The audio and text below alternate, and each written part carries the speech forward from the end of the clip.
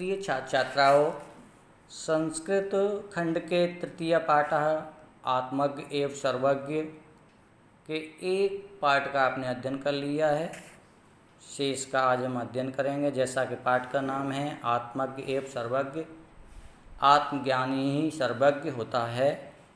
आपने कुछ पाठ पढ़ा था, उसके बाद आज हम देखें तो आप देख लीजिएगा सामने।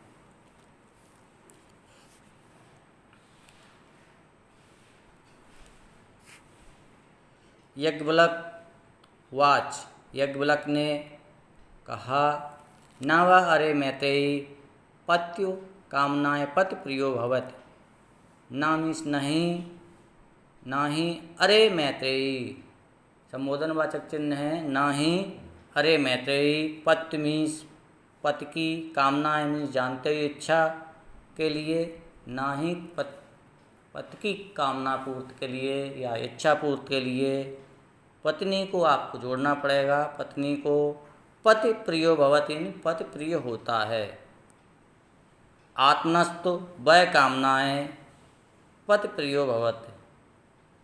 किंतु वै मीन्स किंतु, बल्कि, परंतु, कुछ भी जोड़ सकते हैं। किंतु आत्मनस्त मीन्स अपनी ही, कामनाएं मीन्स कामना पूर्ति के लिए, इच्छा पूर्ति के लिए पत्नी को पति प्रियो भवति यानी पति प्रिय होता है। नाव अरे जायाया कामनाय जाया प्रिय भवत। ना ही अरे पत्नी की इच्छा पूर्ति के लिए, कामना पूर्ति के लिए, जाया मीन्स पत्नी, प्रिय भवत में प्रिय होती है। आत्मनस्त वै कामनाय जाया प्रिय भवत। किंतु आत्मनस्त मीन्स अपनी ही कामनाएं यानी कामना पूर्ति के लिए, इच्छा पूर्ति के लिए पति को पत्नी प्रिय होती है।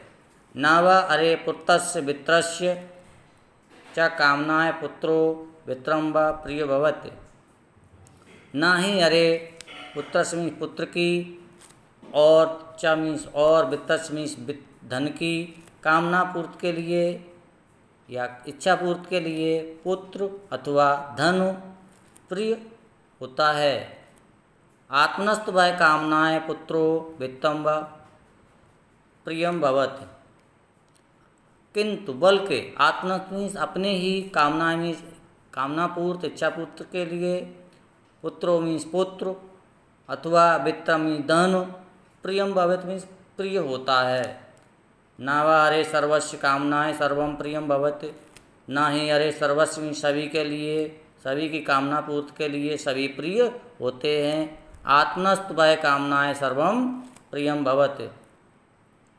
किंतु अपनी ही आत्मा पूर्ति के लिए, अपनी ही इच्छा पूर्ति के लिए सभी प्रिय होते हैं। तस्माद् मीन्स इसलिए, आत्मा व अरे मैत्रेयी द्रष्टव्य, इसलिए अरे मैत्रेयी आत्मा ही, तस्माद् मीन्स इसलिए, अरे मैत्रेयी व मीन्स ही, आत्मा मीन्स आत्मा ही, द्रष्टव्य मीन्स दर्शन योग्य है। आप क्या अर्थ निकालेंगे इसका?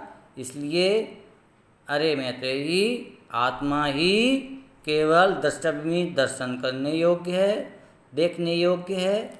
दर्शनार्थम मीन्स दर्शन करने योग्य है। श्रोतव्य मीन्स सुनने योग्य है। मंतव्य मीन्स मनन करने योग्य है। निदिध्यासितव्य मीन्स, और निदिध्यासितव्य मीन्स होता है ध्यान करने योग्य, और ध्यान करने योग्य है। आत्मना खलु दर्शनेन इदम सर्वम विदित भवति। आत्मा के दर्शनेन मीन्स दर्शन से ही, निश्चित रूप से, खलु मीन्स निश्चित ही, इदम सर्वम मीन्स यह सब विदित होता है। ये पूरा पाठ हो गया। इसको आप लिख के बताएंगे, बहुत सरल पाठ था।